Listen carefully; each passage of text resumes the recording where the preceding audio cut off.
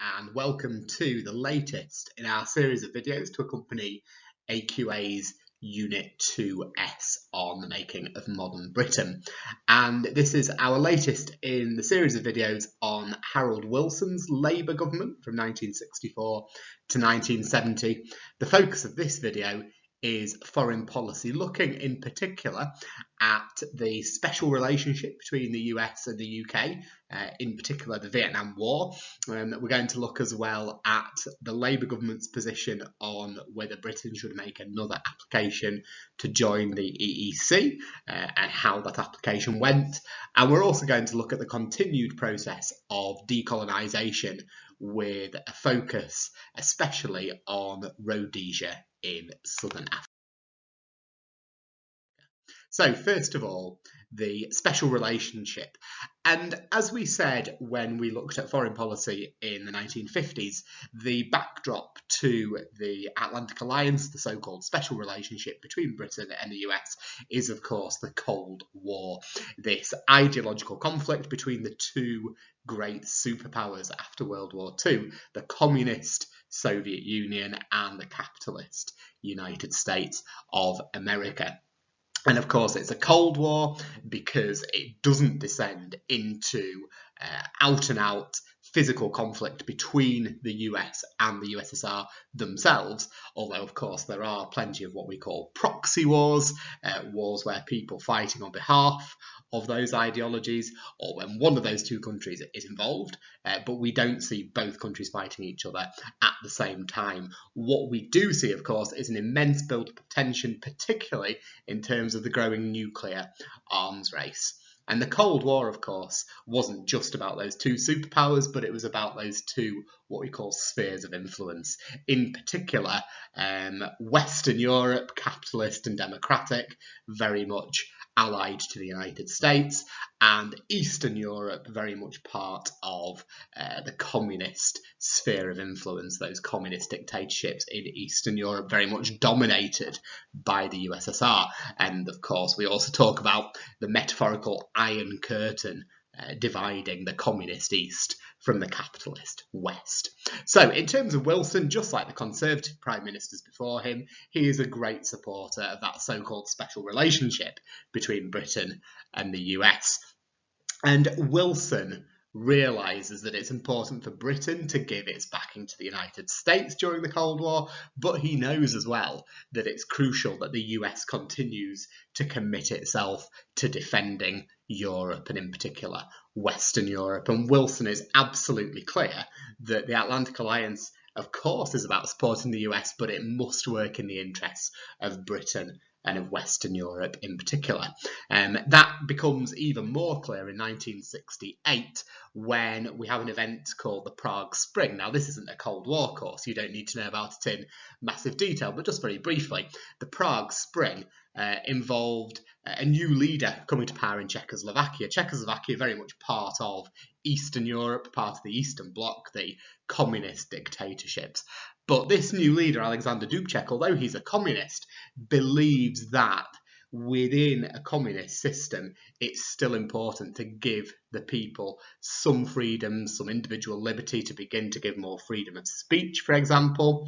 And Dubček also believes that within an overall communist framework, you can nevertheless inject little elements of capitalism into that. So Dubček begins to move away from what we'd call hardline communism, and the Soviet Union just isn't having it. Although they try and persuade Dubček briefly through talks, Dubček refuses to back down, and so the Soviets send the tanks into Prague, the Czech capital. We refer to Dubček's period of introducing those reforms as the Prague Spring.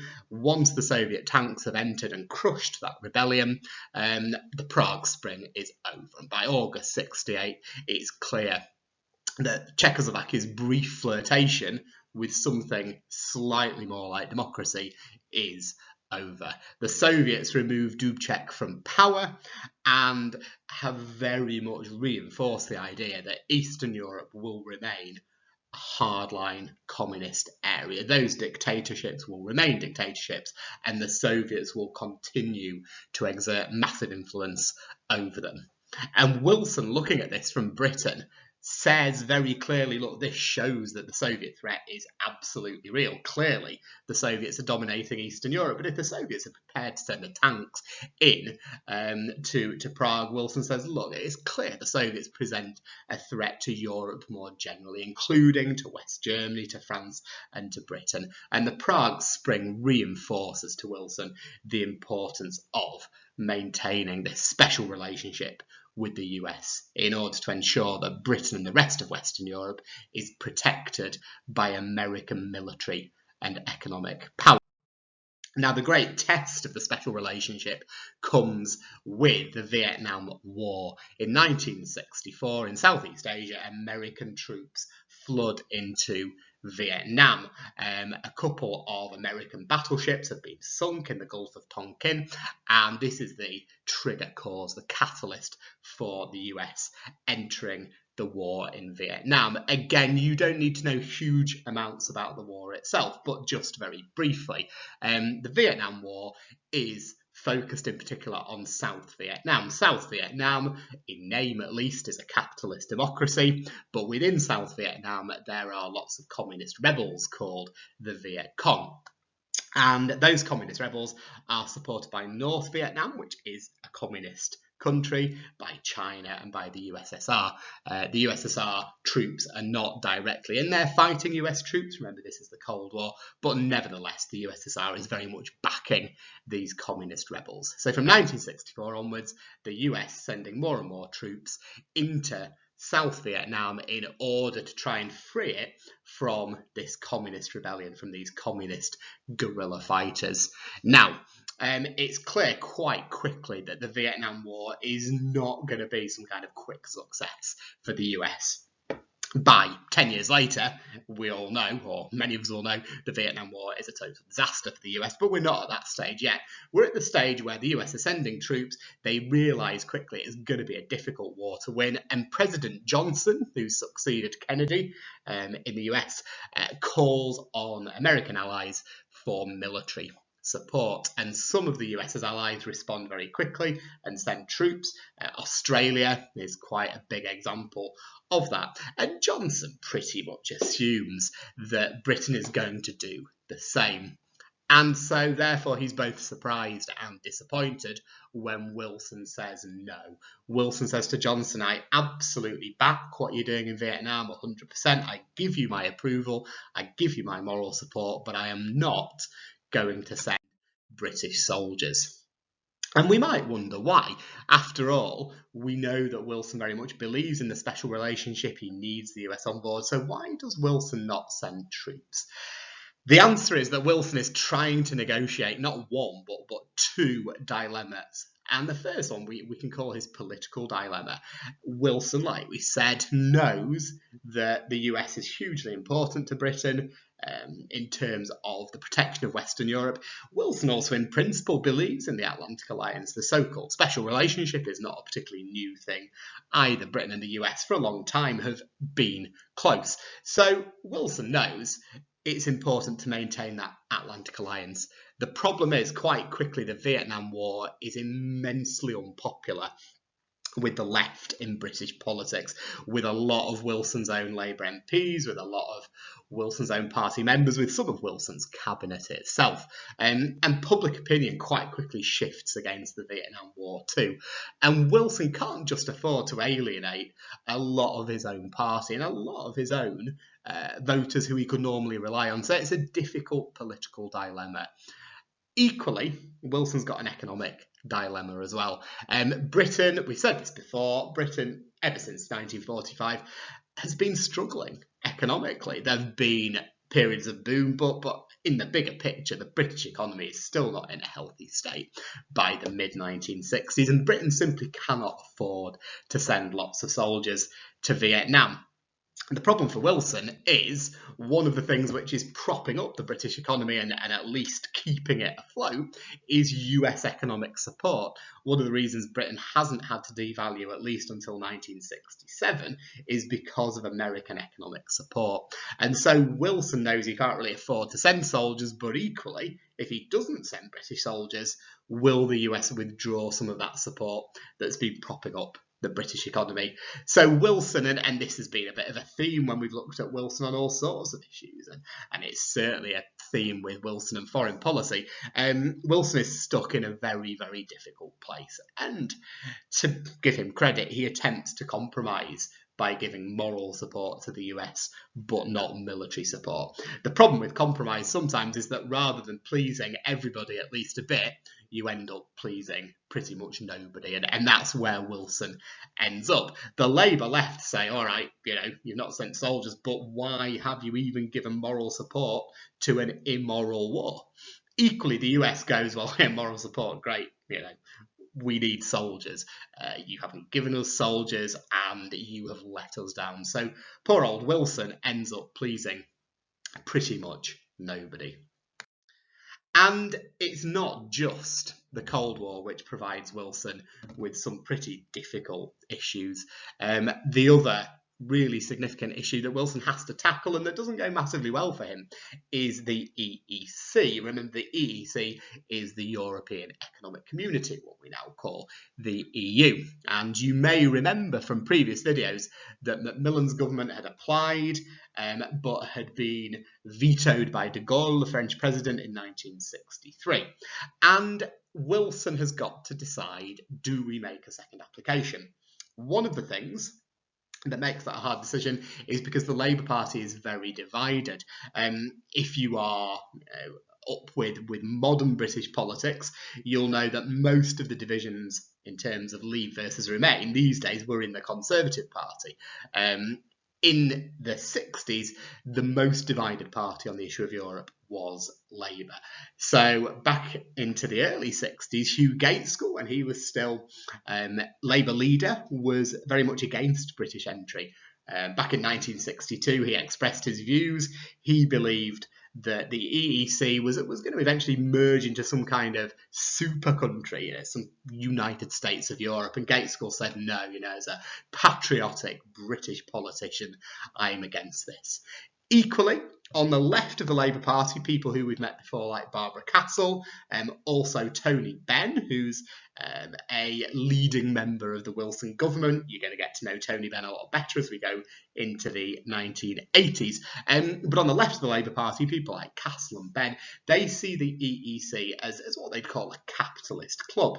They see the EEC very much working in the interests of the political centre, of big business, and that the EEC, if you attempted to properly introduce socialism in Britain, the EEC would probably thwart that. So people like Castle and Benn also against Britain joining the EEC. Generally speaking as well, the trade unions, for similar reasons, are not that keen on the idea of joining.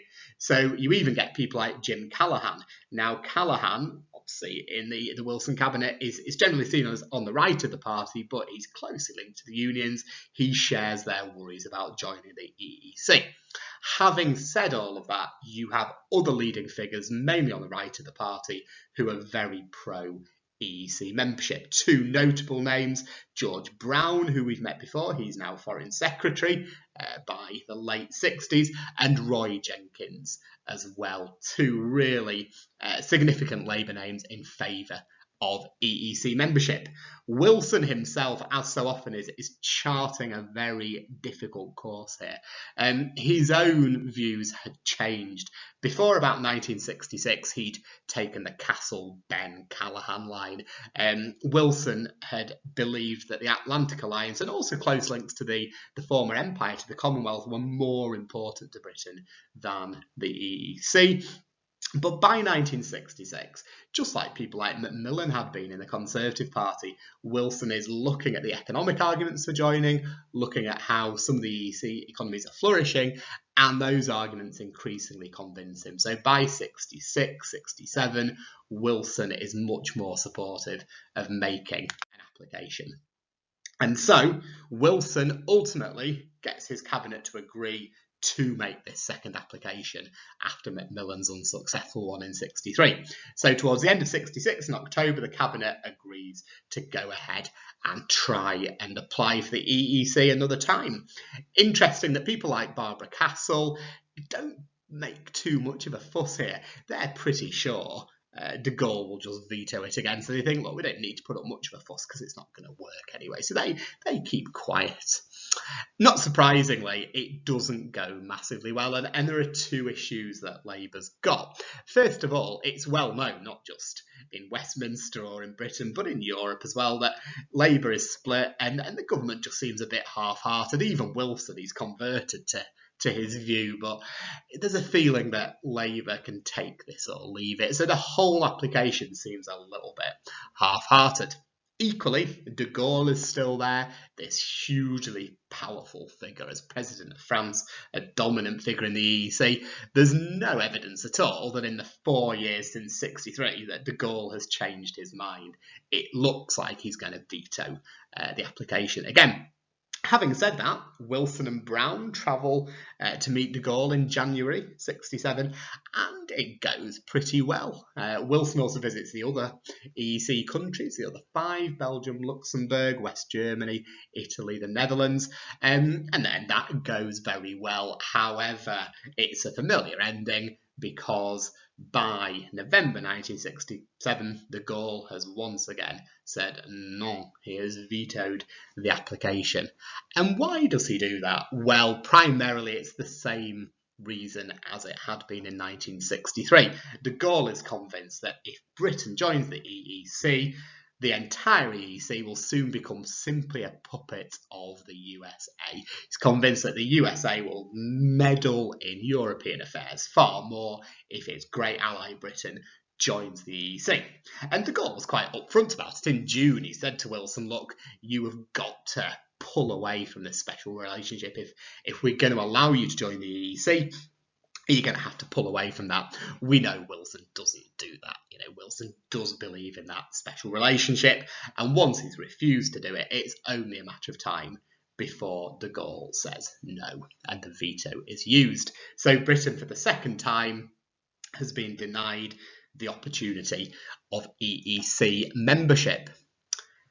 A third and final issue in terms of Wilson's foreign policy is the issue of decolonisation. And again, you may remember from previous videos that Macmillan in particular had very much committed the Conservative government to decolonisation, in other words, to giving the countries of the British Empire their independence. You may recall Churchill was not a fan of this, but Macmillan pressed ahead and talked about the winds of change blowing across Africa in that famous speech.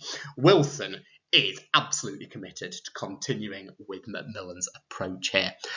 He believes in it in principle. He believes that empires are simply not right in the modern world, but also, of course, if you scale back the empire, you don't have to spend as much on defence. And in terms of the mess that the British economy was in, that could only be a good thing. So there are practical and reasons of principle for doing this. And just to explore the link with the defence budget a little bit more, we've got Dennis Healey in the government as Defence Minister, somebody else we're going to get to know very well in the next few videos. And Healey sets this target. He says by 1970, we want to bring the defence budget under £2 billion. Sounds like a lot still, but it's a significant cut. And Healey uses this phrase, east of Suez. I'll do the geography for you. Basically what Healey says is where Britain has troops east of Suez at the canal, we're going to bring them back. So the Middle East, and then places in Southeast Asia like Singapore and Malaysia as well. So decolonisation is being followed as a policy on principle, but there are these economic reasons in terms of the defence budget too. Having said that, Wilson is still going to spend money on defence. We know he believes in the Atlantic Alliance. We know he believes in Britain keeping its nuclear deterrent. And actually, in 1967, he commits to Britain upgrading its missile system, its Polaris systems, to the newest model, so that Britain can properly support the US in terms of nuclear defence. So it's not like Wilson has stopped spending money on defence, but it's the fact that that money is increasingly spent on Cold War issues rather than on propping up the British Empire. We talked about the economic reasons, and in 1968, as Roy Jenkins becomes Chancellor and puts in place some really quite significant spending cuts. This idea about leaving from east of Suez really accelerates. And by the end of 1971, Healy says quite clearly our troops will have gone from Singapore, from Malaysia, and from the Gulf, part of the Middle East there as well. There are other cuts that are made as well. There would be plans for a new warplane, the TSR-2. Those plans are dropped, it's scrapped. Wilson and Healy are both very disappointed. There's something a little bit embarrassing or even humiliating about the fact that Britain is having to scale back its defence. Any idea that Britain is this really significant world power is dead in the water, and that's a difficult thing to admit even for a Labour government. But the key thing here is understanding that two things are going on here. On the one hand, this is about the economy. This is about making cuts because they're needed economically, and it's about prioritising the Cold War defence as opposed to propping up the empire. But this is also about following a process of decolonisation because Wilson and Labour, like Macmillan, agree with this on principle. There's one country in particular, though, where decolonisation is enormously problematic for Wilson, and it is the country of Rhodesia, the country that today is known as Zimbabwe. And it's quite a tricky situation to understand.